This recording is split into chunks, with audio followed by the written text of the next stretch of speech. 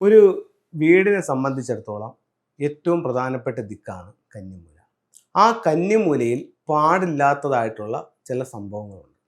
അത് പറഞ്ഞു തരാം. അത് പലർക്കും അതിൽ തെറ്റുകളുണ്ട്. ആ തെറ്റുകളും കൂടി ഞാൻ തിരുത്തി തരാം.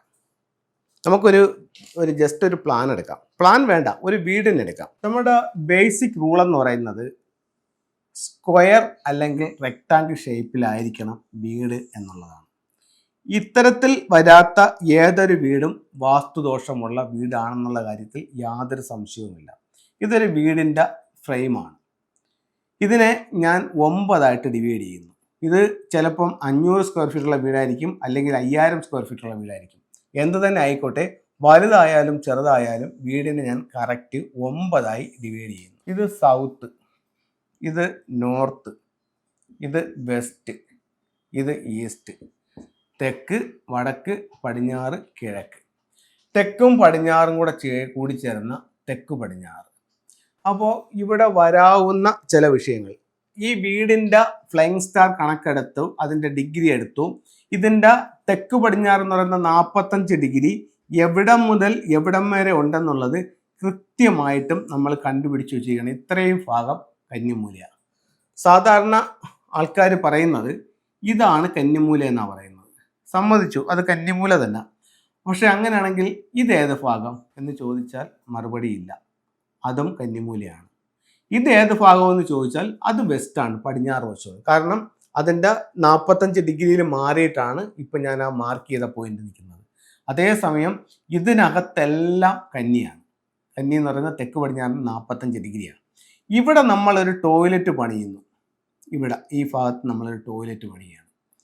ഇവിടെ ഒരു ടോയ്ലറ്റ് പണിഞ്ഞു കഴിഞ്ഞാൽ ഇത് നമുക്ക് ഒരു ഷവർ ഏരിയയും ഇത് ക്ലോസറ്റ് ഏരിയയും, അങ്ങനെ നമ്മൾ ടോയ്ലറ്റ് പണിയുന്നു.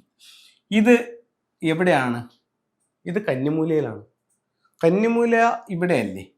ഇവിടെയാണ്, പക്ഷേ ഇവിടെയും കന്നിമൂലയാണ്. അപ്പോൾ ഈ 45 ഡിഗ്രിക്കകത്ത് ആ ടോയ്ലറ്റ് ഉണ്ട്. ഇത് നമ്മളെ ബാധിക്കും. ഗൃഹനാഥനും ഗൃഹനാഥയും തങ്ങളിൽ അടിയാവും. ഗൃഹനാഥയ്ക്ക് ആരോഗ്യ സംബന്ധമായിട്ടുള്ള പ്രശ്നങ്ങളുണ്ടാവും. വീട്ടിൽ വിവാഹ തടസ്സം ഉണ്ടാവും. ഇതെല്ലാം ഇതുമൂലം ഉണ്ടാവും. അപ്പോൾ നമ്മൾ അറിഞ്ഞിരിക്കേണ്ട കാര്യം എന്ന് പറയുന്നത്, ഈ 45 ഡിഗ്രി എന്ന് പറയുന്നത് എവിടം മുതൽ എവിടം വരെ ഉണ്ടായിരിക്കണം എന്നുള്ളത് നമ്മൾ അറിഞ്ഞിരിക്കണം. അതിനകത്ത് പാടില്ല. അതിൻ്റെ തെക്കിലോ അതിൻ്റെ പടിഞ്ഞാറിലോ ആണെങ്കിൽ കുഴപ്പമില്ല. കന്നിയിൽ കയറാൻ പാടില്ല. എന്ത് കയറാൻ പാടില്ല? ടോയ്ലറ്റ് കയറാൻ പാടില്ല. ഇവിടെ ആണെങ്കിലോ ടോയ്ലറ്റ് ദോഷമുണ്ടോ? ദോഷമുണ്ട്, അതും കന്നിയാണ്. ഇത്രയും ഭാഗത്ത് അവരുടെ ബെഡ്റൂം ആക്കി എടുത്തു. ഓക്കെ, ഇത് ബെഡ്റൂം, ഫുള്ള് ബെഡ്റൂം. എന്നിട്ട് ഇതിൻ്റെ വെളിയിൽ ഇവിടെ അവരൊരു ടോയ്ലറ്റ് കൊടുത്തു. ഇതിനകത്തൊന്ന് കയറാണ്. ദോഷമുണ്ടോ? ഇല്ല. കാരണം കന്നിയിലല്ല ടോയ്ലറ്റ്. ആ ടോയ്ലറ്റ് വെസ്റ്റിലാണ്, 45 ഡിഗ്രിക്ക് അപ്പുറം പോയി. അങ്ങനെയാണെങ്കിൽ അത് കന്നിയിൽ ബാധിക്കില്ല. ക്ലിയർ ആയില്ലേ? അപ്പം ആ രീതിയിൽ പണിയണം, അല്ലെങ്കിൽ ഈ രീതിയിൽ പണിഞ്ഞാൽ കന്നിയിൽ ദോഷമാവും. അതുപോലെ തന്നെ പുറത്ത്, ഇപ്പോൾ ഇവിടെ എങ്ങും ഒരു കുഴപ്പമില്ല. ഇവരെന്ത് ചെയ്തു? വെളിയിൽ ഇവിടെ ഒരു ടോയ്ലറ്റ് പണിഞ്ഞു. ഇത് ടോയ്ലറ്റാണ്. ഈ ടോയ്ലറ്റ് അവരെ ബാധിക്കുമോ? ബാധിക്കും. എന്താണ്?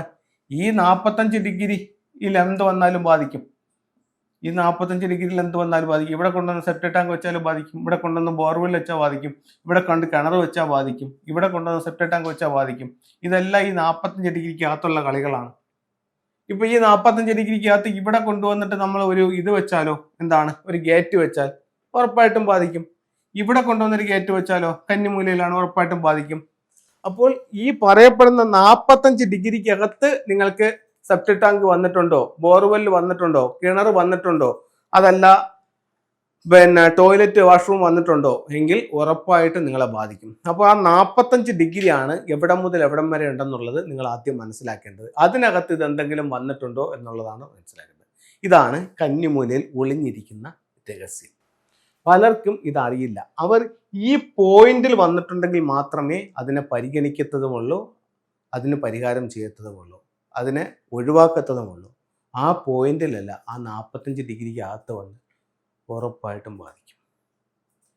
അപ്പോൾ ഇതെല്ലാവർക്കും മനസ്സിലായെന്ന് കരുതുന്നു. ഇനി നമുക്ക് ഫെങ്ഷുയുടെ ചില ടൂളുകൾ നോക്കാം. തെക്ക് പടിഞ്ഞാറ് ഭാഗത്ത് ടോയ്ലറ്റ് വന്നാൽ ഗൃഹനാഥനും ഗൃഹനാഥയും കലഹം. നമുക്ക് ഇത്തരത്തിലുള്ളൊരു മണ്ടേൻ ഡക്സ് വെച്ച് അതിനെ കറക്റ്റ് ചെയ്യാം. ഇത് ഒരു സ്ഫടിക ബോളമാണ്, ക്രിസ്റ്റൽ ബോളാണ്. തെക്ക് പടിഞ്ഞാറ് ഭാഗത്തുള്ള 2 ക്രിസ്റ്റൽ ബോളുകൾ ഹാങ് ചെയ്യുന്നത് തെക്ക് പടിഞ്ഞാറിൻ്റെ ദോഷം കുറയ്ക്കാനായിട്ട് നല്ലതാണ്. 5L എന്ന് പറയുന്ന ഒരു സ്റ്റാർ വരുമ്പോൾ അതിന് പരിഹാരമായിട്ട് നമുക്ക് ഈ ടൂൾ ഉപയോഗിക്കാം. ഇതാണ് 5 എലമെന്റ് പഗോഡ. 2025 ഇത് എവിടെയാണ് നിൽക്കുന്നത്? വടക്ക് കിഴക്ക് ഭാഗത്ത്. വടക്ക് കിഴക്ക് ഭാഗത്ത് പ്രധാന വാതിലോ ബെഡ്റൂമോ ഉള്ളവർക്ക് ഇത് ഉപയോഗിക്കാം. ഇത് ഓരോ വീട്ടുകാർക്കും വാങ്ങിച്ചു വെക്കാൻ പറ്റിയൊരു ടൂളാണ്. എന്തുകൊണ്ടെന്ന് വെച്ച് കഴിഞ്ഞാൽ നിങ്ങളുടെ വീടിൻ്റെ ഒരു ദിക്കിൽ ഈ യെല്ലോ ഉണ്ട്, 5L ഉണ്ട്. അത് ആ ഭാഗത്ത് നിങ്ങൾക്കിത് വയ്ക്കാം. അടുത്ത വർഷമാകുമ്പോൾ അത് അവിടെ നിന്ന് മാറി മറ്റൊരു ഡയറക്ഷനിലേക്ക് വരും. 2026 5 എവിടെ പോവും? സൗത്തിൽ പോവും. അപ്പോൾ വടക്ക് കിഴക്കിരിക്കുന്ന 5 എലമെന്റ് പഗോഡ മണ്ണ് കളഞ്ഞിട്ട് അത് തെക്ക് വശത്തു നിന്ന് മണ്ണെടുത്ത് അതിനകത്ത് വെച്ചുകൊണ്ട് തെക്ക് വശത്തിന് പരിഹാരമായിട്ട് തെക്ക് സൈഡിൽ കൊടുക്കാം. അതിൻ്റെ അടുത്ത വർഷം അത് വീണ്ടും അവിടെ നിന്ന് മൂവ് ചെയ്യുമ്പോൾ ആ 5 എവിടെയാണോ നിൽക്കുന്നത് ആ സ്ഥലത്തേക്ക് കൊടുക്കാം. അപ്പോൾ വർഷാവർഷം ഇതിനെ റൊട്ടേറ്റ് ചെയ്യാം. അതുകൊണ്ട് നമ്മുടെ ദോഷങ്ങളെ കുറച്ചുകൊണ്ടിരിക്കാം. അപ്പോൾ എല്ലാവർക്കും എല്ലാ ഐശ്വര്യങ്ങളും ഉണ്ടാവട്ടെ എന്ന് പ്രാർത്ഥിച്ചുകൊണ്ട് നിർത്തുന്നു. നന്ദി, നമസ്തേ.